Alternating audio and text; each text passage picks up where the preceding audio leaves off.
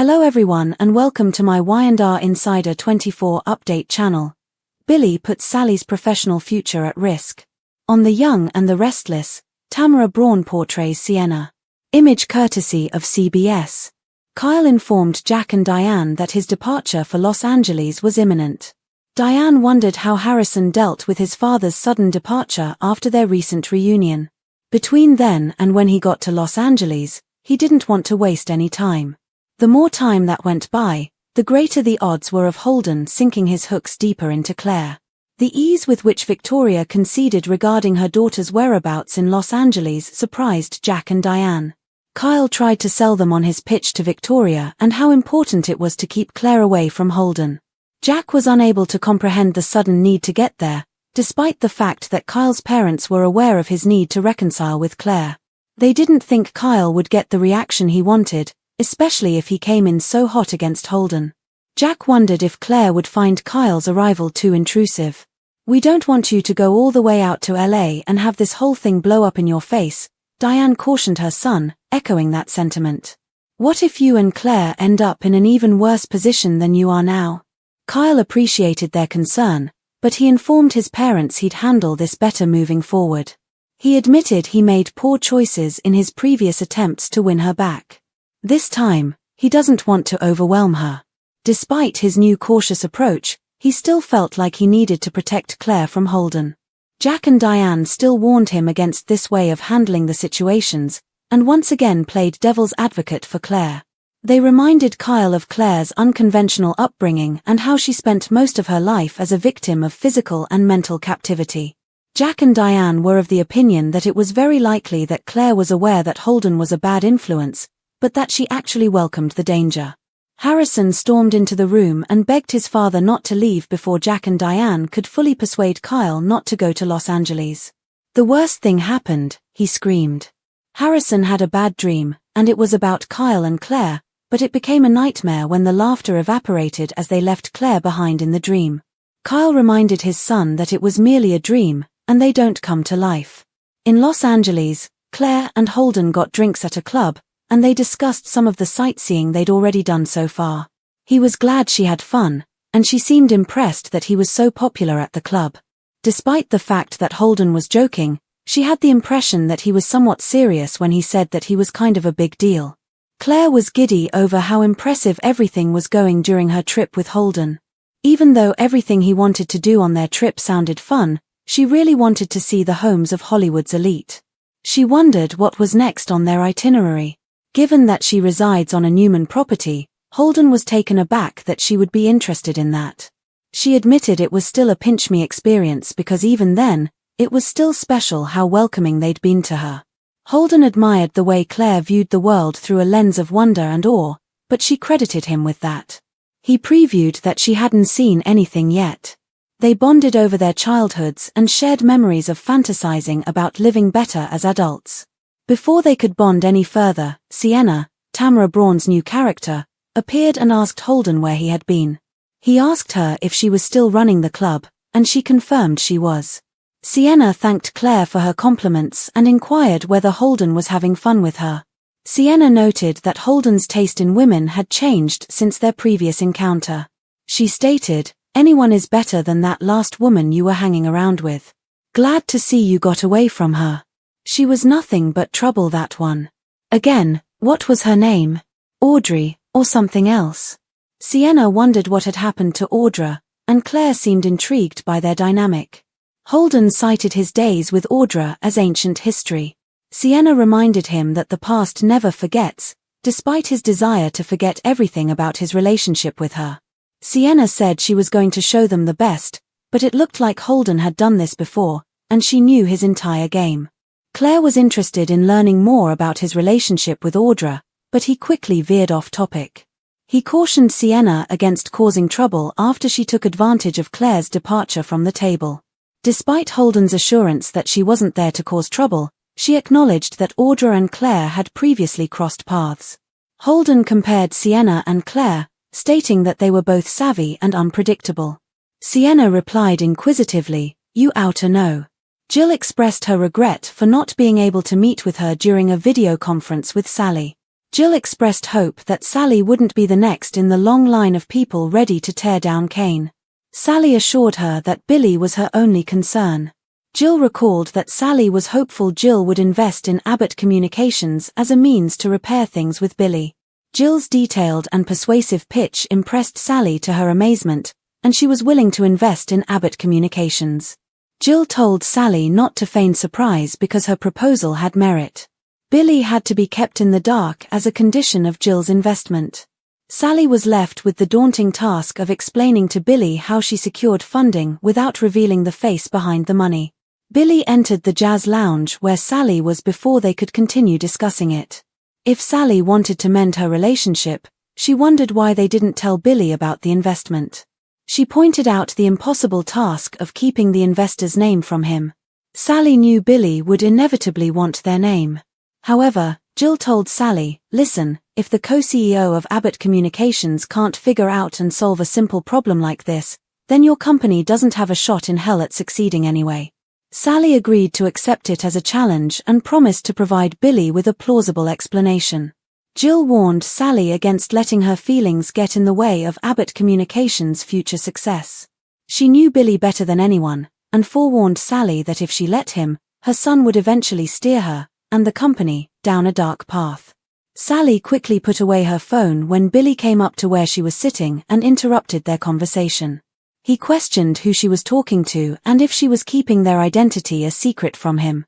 Sally laughed off Billy's comment and made a joke about a secret admirer.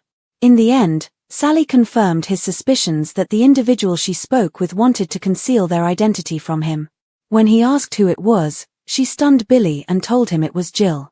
Billy believed that Jill wanted to take control of his life and destroy his relationships, but Sally tried to convince him otherwise. She assured Billy that Jill is not playing me. Billy doesn't see a path for forgiveness for Jill because of how she sided with Victor against him. To throw him off the warpath, Sally dropped a bomb that Jill was willing to invest in their company. Billy was baffled as to how Jill could possibly want to invest in his business, but Sally admitted that she reached out first. Bill demanded she phone Jill and rescind the offer because there was no desire to have her on board. Sally shut Billy down, and she reminded him of everything she gave up to join his sinking ship. She said she was willing to contact anyone to make this dream a reality. Sally told Billy that Jill would never have accepted his proposal if her business pitch wasn't solid. She added that this provided him with yet another chance to demonstrate himself to his mother. He admitted he normally would let his ego and pride stand in the way of what was best for the company. Billy didn't think being at Jill's mercy was good enough to help the company come to life. He didn't want to give her another reason to control him. Sally said the one caveat Jill had for the investment was to keep it a secret from him, so there were no ulterior motives. He doesn't know how Jill would make amends if he wasn't supposed to know. Billy was nervous that Jill would pull the funding because Sally went behind his back. She was willing to risk it to ensure there were no secrets between them. "I absolutely cannot build a business or relationship on a lie like that," Sally stated. She required personal and professional transparency between them in order for the business to function. Still, Billy wondered if all of it was a test.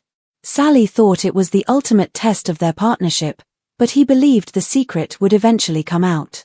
She urged him to let Jill invest in the business and reminded him that trust was mutually beneficial. Sally needed Billy to believe in her and said moving forward with Jill was the best option. He wouldn't do it unless Jill was entirely hands-off, and Sally was in agreement. Billy believed it best to confront Jill to know her true intentions, but Sally was terrified he would blow things up if the conversation went awry. Sally made a final plea to Billy, saying, "Please don't make me regret being honest with you. Please don't make me feel bad that I put my trust in you." Kyle Abbott begins the hour preparing to depart for Los Angeles, his determination unwavering. Sitting with Jack and Diane, Kyle's urgency becomes evident. He believes that time is running out to protect Claire from Holden Novak's manipulative grasp. However, the skepticism of his parents and their cautionary advice highlight the generational gap and the divergent views of father and son. Jack, who always speaks with logic, warns his son against acting impulsively out of guilt or misplaced heroism. Diane adds a mother's concern, noting that Claire's traumatic upbringing might make her crave danger rather than safety. Their insight exposes a layer of psychological complexity that Kyle refuses to confront. His need to be Claire's savior may have more to do with his own guilt than her well-being. The emotional tension heightens when young Harrison interrupts, terrified by a nightmare that mirrors Kyle's fears. His dream of losing Claire echoes the show's recurring theme of abandonment and loss, symbolizing how trauma echoes across generations of Abbotts. Kyle reassures his son that dreams don't come to life, yet his own obsession with protecting Claire suggests he's the one trapped in a waking nightmare, unable to separate love from control. The emotional realism here is profound. The show continues to explore how overprotectiveness, though born from love, can become a form of self-destruction. While this is going on, the story moves to Los Angeles, where the atmosphere is brighter but just as full of tension. Claire and Holden enjoy drinks at a lively club, soaking in the city's glamour. Claire's innocence contrasts sharply with Holden's slick charisma. Her fascination with Hollywood's wealth and privilege underscores her fragile sense of identity. She is still learning how to navigate freedom after being manipulated for much of her life, and Holden knows exactly how to take advantage of that vulnerability. His half-joking remark that he's kind of a big deal hints at the arrogance beneath his charm. Yet, Claire's sincerity disarms him momentarily, as they bond over shared childhood dreams and the desire to escape their broken pasts. Their connection takes a sharp turn when a new face emerges, Sienna Bacall, portrayed by Tamara Braun. The episode is instantly energized upon her arrival, adding tension and intrigue. Sienna is confident, cutting, and dangerously observant. The way she greets Holden suggests shared history and unresolved resentment. Her snide comment about his upgraded taste in women instantly establishes her as someone who knows his dark side. When she mentions Audra, Holden's previous flame, it's clear she's intentionally provoking him, peeling back layers of his past in front of Claire. Sienna's line, "The past never forgets," lingers ominously, hinting that Holden's charm hides deeper secrets that may soon catch up to him. Claire is both intrigued and perplexed, realizing that she is only seeing fragments of Holden's true identity. When she steps away, Sienna wastes no time warning Holden not to cause trouble, revealing that she sees right through his polished act. Sienna, who has played Holden's games before, is shown to be both a threat and a potential ally during their heated exchange. Her dynamic with him teases a history of betrayal and attraction, a mix that could prove explosive once Claire uncovers the truth. Back in Genoa City, Sally Spectra faces her own moral crossroads. Her video call with Jill Abbott brings a business proposal wrapped in emotional stakes. Jill, as sharp as ever, acknowledges Sally's talent and tenacity, agreeing to invest in Abbott Communications, but with one critical condition: Billy must remain unaware of her involvement. The condition places Sally in a precarious position, forcing her to balance professional ambition with personal loyalty. Sally sees the irony in the fact that she has to start with a lie in order to regain Billy's trust. The conversation between Sally and Jill is layered with subtext and tension. Jill's remarks about Sally's abilities carry both admiration and warning. She sees promise in Sally but also recognizes her vulnerability, her willingness to risk everything for love. Jill's cautionary tone is both pragmatic and maternal, especially when she tells Sally not to let her emotions cloud her judgment. Sally, the fiery innovator still learning that emotional risk in business frequently comes at a cost, and Jill, the battle-hardened executive who has learned from her mistakes, represent different eras of ambition. When Billy enters the scene, the tension tightens like a noose.